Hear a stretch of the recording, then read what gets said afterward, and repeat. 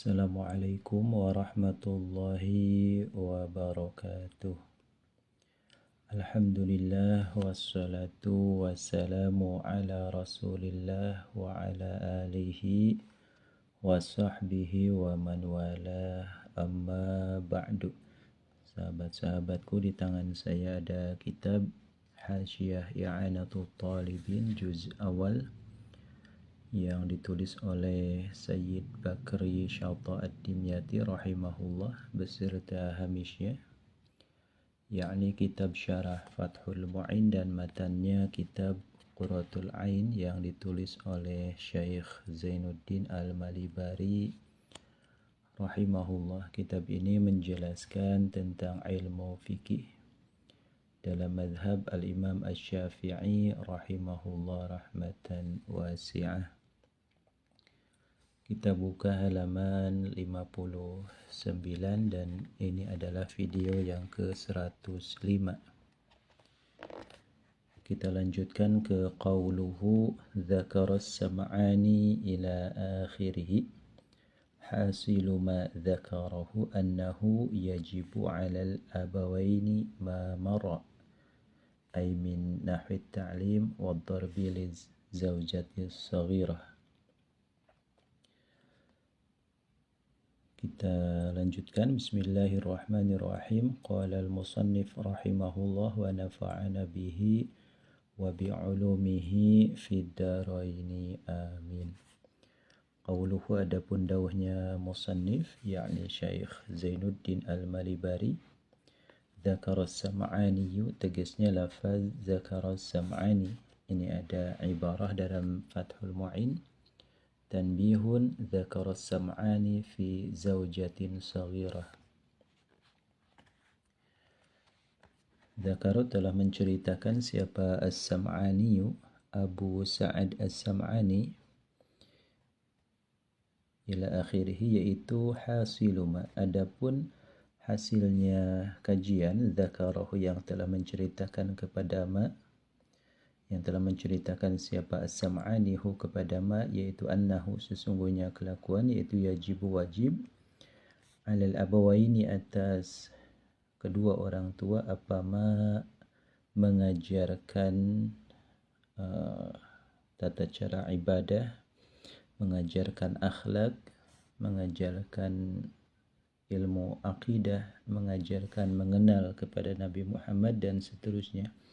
Mara yang telah terdahulu, apa ma bayani ma ay min nahwi ta'lim, dari seumpama mengajarkan ibadah, mengajak ibadah, waddarbi, dan tentang memukul zaujati kepada istri as-saghirati yang masih di bawah umur. Jadi ada Khalid punya istri namanya Hindun, usianya baru 13 tahun. Ini pernikahannya dianggap sah karena Hindun sudah melewati fase haid. Secara hukum agama itu hukumnya sah pernikahan tersebut karena baik Khalid maupun Hindun sudah akil balik, sudah dewasa secara agama. Dan adapun usia 13 tahun yang secara budaya saat ini dianggap di bawah umur, itu dikembalikan kepada kearifan sesuai tempatnya masing-masing. Karena dalam hal ini pun kewajiban untuk menjaga, mendidik, dan mengajarkan tata cara ibadah itu masih kewajiban bagi kedua orang tuanya si Hindun. Katakanlah Hindun ini punya ayah namanya Zaid dan ibunya namanya Zainab. Jadi di sini wahasilu ma dzakarahu, hasil kajian yang dibahas oleh As-Sam'ani di sini adalah annahu sesungguhnya kelakuan yajibu 'alal abawain, wajib atas Zaid dan Zainab selaku kedua orang tua dari Hindun, ma mara, apa yang sudah diceritakan terdahulu. Di antaranya adalah nahwi ta'lim, mengajarkan tata cara ibadah seperti salat, puasa dan seterusnya. Wadharbi, dan tentang bolehnya memukul tapi tidak melukai, lizaujati bagi hindun, misalnya as-saghirati yang masih usianya remaja 13 tahun. Fa in faqida, maka jika tiada siapa abawain, artinya si hindun ini sudah usia 20 tahun, kemudian kedua orang tuanya telah wafat. Fal wujubu, maka kewajiban mengajarkan ibadah, yaitu ala zauji, atas si Khalid selaku suami. Qauluhu, adapun dauhnya musannif, yakni Syekh Zainuddin Al-Malibari, wabihi, tegasnya lafaz wabihi. Dan pendapat dari As-Sam'ani ini yang menyatakan kewajibannya ini masih kepada orang tuanya. Kemudian setelah orang tuanya tiada, maka pindah ke pundak suami sebagai estafet tanggung jawab. Pendapat ini mendapat support dari Jamalul Islam Al-Bazari atau Al-Bizari, di mana Al-Bizari ini adalah satu kolega dengan As-Sam'ani, masih satu generasi ya. Kira-kira di abad ke-6 Hijriah. Karena As-Sam'ani ini wafat pada tahun 562 dan Al-Bizari ini wafat pada tahun 560. Jadi masih satu generasi. Yaitu wa bi wujubid darbi, tegasnya dengan wajib dipukul. Ketika hindun malas mengerjakan sholat, hindun malas melaksanakan puasa Ramadan, maka kewajiban Zaid dan hindun ini dipukul. Hindun ini pukul ya, tapi tidak melukai. Dan setelah Zaid dan hindun selaku orang tua sudah tiada, maka suami yang melanjutkan tanggung jawab ini. Walau fi zaujatil kabirah, walaupun dalam kasus hindun ketika sudah al-kabirah, sudah dewasa. Hindun sudah 20 tahun, hindun sudah 30 tahun, 40 tahun, sudah melewati fase remaja, tetap kewajiban suami ini adalah menjaga dan mengajak istrinya untuk melaksanakan ibadah. Saraha, menjelaskan siapa Jamalul Islam, Syekh Jamalul Islam Al-Bizari yang nisbat ke kota Bizari. Qala, telah berkata siapa Syekhuna Ibnu Hajar Al-Haytami fi Tuhfati, dalam kitab Tuhfatil Muhtaj, fi fasli ta'ziri, dalam fasal menerangkan ta'zir ya. Jadi ada sanksi sosial di sini, ta'zir. Ada materi yang menyatakan wa bahasa Ibnul Bizari bi kasril muwahhadah, dengan dikasrahkan huruf ba yang titik satu. Wa bahatha, dan telah membahas siapa Ibnul Bizari, putra Al-Bizari, artinya seorang sarjana, seorang ulama yang berasal dari Al-Bizari, kota Bizari. Annahu, kepada sesungguhnya kelakuan, yaitu yalzamuhu amru zaujatihi bis salati, yalzamuhu, wajibhu kepada Khalid ya selaku suami, apa amru zaujatihi, memerintah istrinya si hindun, bis salati, dengan salat, fi awqatiha, di waktu-waktunya salat, wa darbiha, dan memukulnya si hindun ini, alaiha, atas itu salat.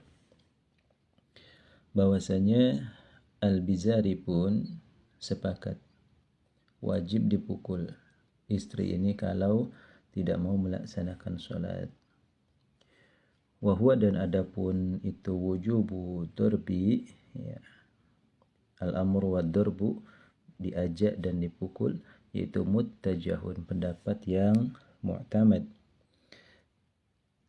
Hatta fi wujubi darbil mukallafati, sehingga dalam hal wajibnya memukul istri yang sudah terkena taklif, artinya sudah dewasa. Hanya saja Ibnu Hajar dalam Tuhfatul Muhtaj ini memberikan sebuah kaid, ya, ada istidrak di sini dengan huruf lakin, tetapi la mutlaqan, tidak dalam semua kondisi. Bal, tetapi in tawaqqafa, jika membutuhkan apa al-fi'lu, ya teknisnya, alaihi atas itu dorbu, hanya seketika dibutuhkan saja. Jangan sedikit-sedikit dipukul, jangan sedikit-sedikit dipukul. Itu Imam Ibnu Hajar menyatakan la mutlaqan.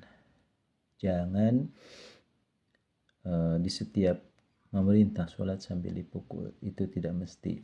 Walam yakhsha, dan tidak khawatir siapa Khalid selaku suami ayyatarattaba, kepada berefek, tersusun, alaihi atas itu dorbu, apa musyawisun, sesuatu yang bermasalah, ya, yang membuat kisruh, lil ushrati, kepada pergaulan atau kepada chemistry rumah tangga, ya asuru, yang sangat sulit, apa tadarukuhu, mencari solusinya itu musyawis.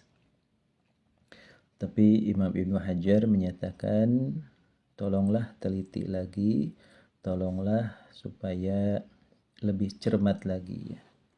Jangan sampai menimbulkan musyawis dalam chemistry rumah tangga, nanti ya'suru tadaruku, akan membuat suasana semakin runyam, ya, karena bisa membangkitkan hal-hal yang kecil terungkit kembali, ya. Intaha, selesai apa qaulu Syekhina Ibnu Hajar fi Tuhfatil Muhtaj. Titik. Qauluhu in lam yakhsha nusuzan. Adapun dauhnya musannif, yakni Syekh Zainuddin Al-Malibari, in lam yakhsha nusuzan, tegasnya lafaz in lam yakhsha nusuzan. Syekh Zainuddin Al-Malibari menambahkan catatan tadi, jangan sampai akibat sering dipukul walaupun tidak keras, tidak melukai, tapi ketika frekuensinya sering, itu sangat membekas di hati istrinya si Hindun ini, sehingga ada potensi dia durhaka, dia membangkang. In lam yakhsha, jika tidak khawatir siapa Khalid selaku suami, nusyuzan, kepada membangkangnya si Hindun. Qala, yaitu berkata siapa Syekhuna Ibnu Hajar Al-Haytami fi Syarhil Ubabi, dalam kitab Syarah Al-Ubab, yaitu kitab Al-I'ab, Syarah Ubab, bi khilafima, kepada lafaz bi khilafima, dengan berbeda kasus, lau khasya, jika khawatir siapa Khalid selaku suami, dzalika, kepada itu nusyuz. Lain hal kalau misalnya Khalid ini melihat moodnya lagi jelek ini, saya faham istri saya kalau sedang begitu nasihat pun tidak akan masuk, ya. Jadi lebih baik dirangkul dulu, dirayu dulu, diajak ngobrol, obrolan ringan, dialihkan pikirannya, dikasih bumbu-bumbu yang komedi atau diajak bercanda seperti itu. Nanti ketika suasana sudah cair, baru diajak melaksanakan sholat. Itu maksudnya 5, karena ada madarat, ya, ada kerugian, fihi, di dalam itu, nusyuz, minad dorori, daripada kerepotan nantinya, ya, alaihi, atas itu si suami, si Khalid. Nanti kalau udah cemberut istrinya, ya, itu repot. Jadi harus pintar-pintar menjaga situasi. Intaha, selesai apa sini. Ini ada ibarah yang dikutip oleh Ibnu Qasim Al-Abadi. Qauluhu, adapun dawuhnya musannif, yakni Syekh Zainuddin Al-Malibari, wa atlaqaz Zarkashiyu, tegasnya lafaz wa atlaqaz Zarkashiyu an-nadba. Berbeda dengan Badruddin Az-Zarkashi, ya, beliau menyatakan kalau misalnya istri malas wajib dipukul, itu kayaknya terlalu ekstrim, ya. Terlalu ekstrim. Di sini sunnah saja. Jadi Badruddin Az-Zarkashi, yang mana beliau wafat pada tahun 794 Hijriah, jadi ulama abad ke-8 Hijriah.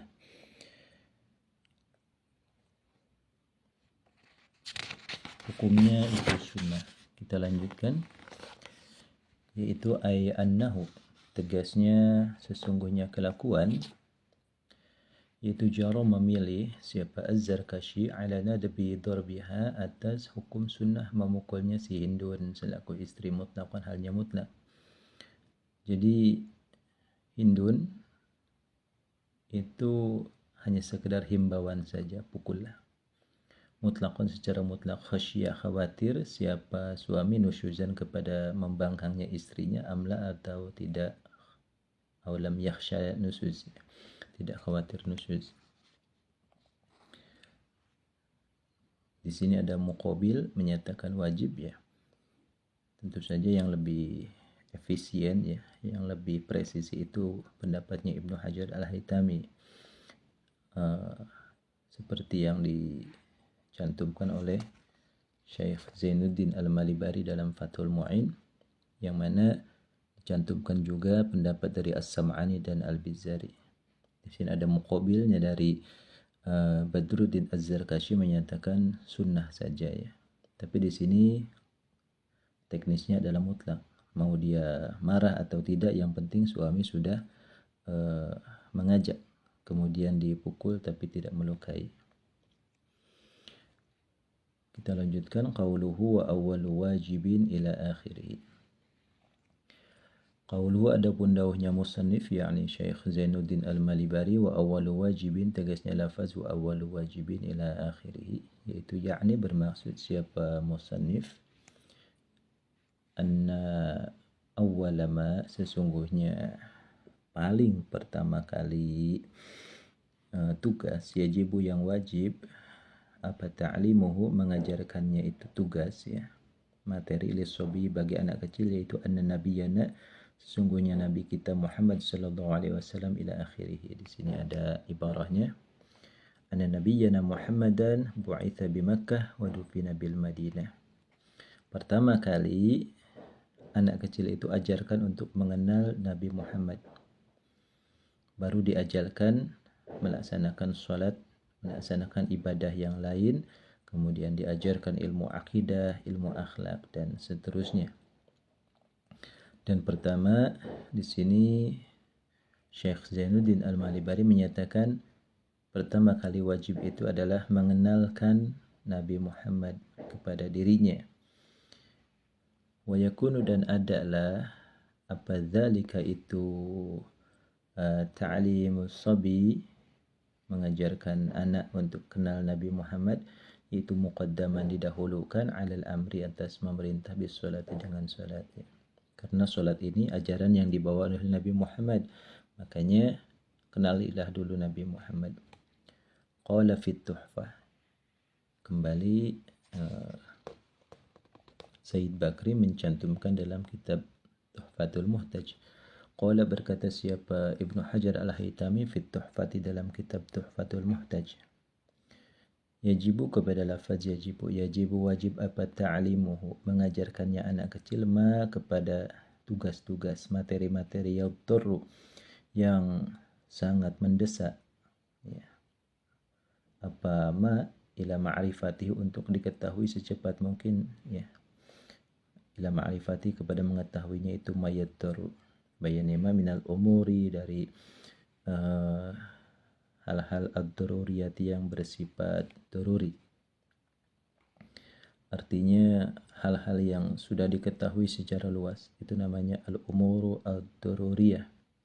Seperti halnya dalam hal kebangsaan, umuru daruriyah itu kenal siapa presiden, siapa wakil presiden, ada berapa butir Pancasila, seperti itu. Allati yakfuru, yang mana bisa kafir siapa jahiduha, orang yang menentang al-umuru daruriyah.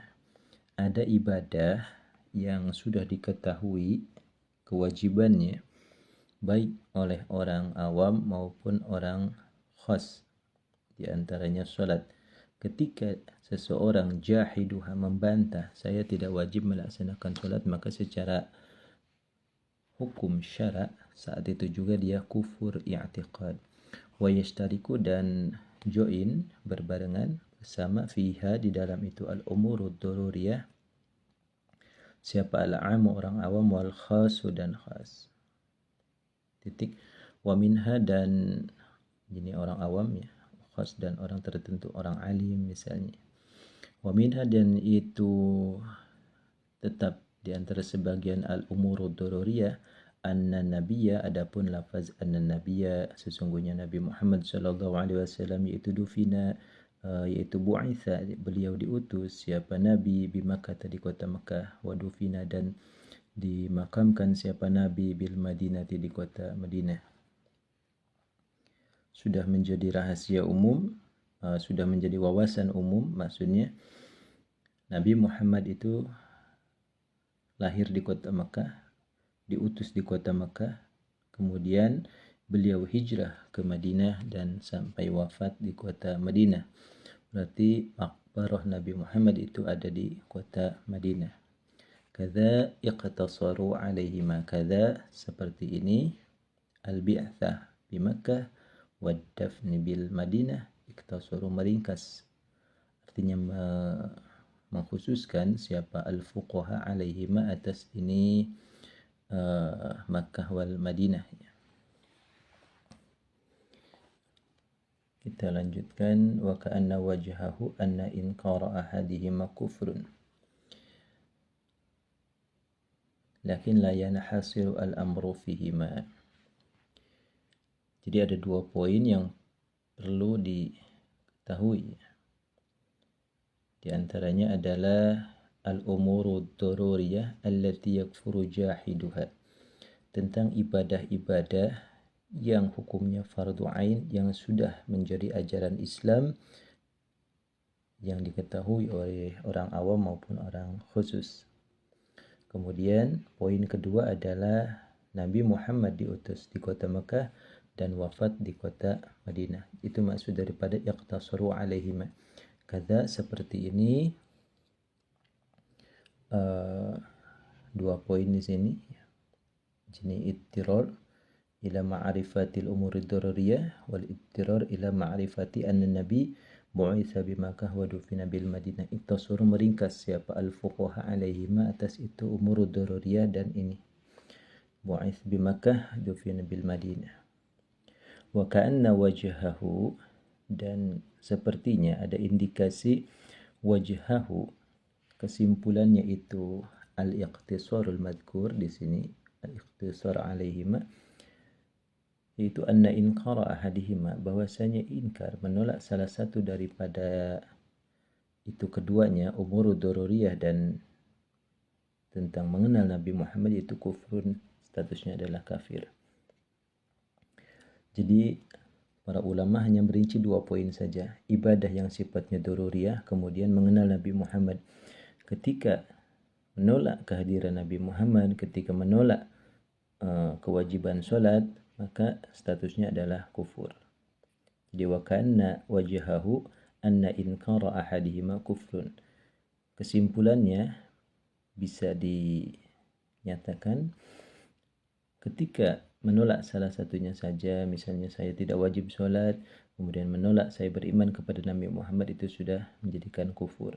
Lakin tetapi la yanhasiru, tidak bisa diringkas, tidak bisa yanhasir ya, terkumpul apa al-amru, kewajiban bagi anak kecil itu fihima di dalam dua poin ini, dalam ibadah salat, al-umurud daruriyah dan ma'rifatu Nabi Muhammad, mengenal Nabi Muhammad.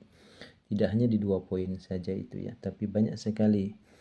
Perlu ilmu akidah juga, perlu ilmu akhlak juga, dan perlu ilmu untuk dia mempertahankan kehidupannya ya, cara-cara bertahan hidup seperti dalam hal wirausaha, dalam hal bekerja ataupun skill dalam kehidupan sehari-hari. Wa hina idzin fala budda an yadhkura lahu min awsafihi adh-dhahirah al-mutawatirah. Wa hina idzin, dan ketika itu adamul inhisar fihima, tidak sebatas dua poin saja ya, fala budda, maka haruslah yaitu mawjud ayyadhkuru, bahwasanya menceritakan siapa orang tua lahu kepada anak kecilnya, kepada anaknya, min awsafihi, di antara sebagian sifat Nabi Muhammad. Jelaskan secara rinci, jangan hanya mengenal Nabi Muhammad diutus di kota Mekah dan wafat di kota Madinah. Ceritakan juga karakter beliau dan sifat-sifat fisiknya Nabi Muhammad, al-zahirati yang nampak, al-mutawatirati yang sudah masyhur. Kepada rincian-rincian yumayyizuhu, yang bisa membedakan siapa sobi, anak kecil itu, kepada Nabi Muhammad, walau biwajhin, walaupun dengan satu sisi. Berikan sebuah opini atau sugesti atau doktrin kepada anak kecil, anak kita misalnya, tentang salah satu sifat spesifik dari Nabi Muhammad. Misalnya, Nabi Muhammad itu kulitnya berwarna abyad, musyarrab bil khumrah, agak kemerah-merahan, ya.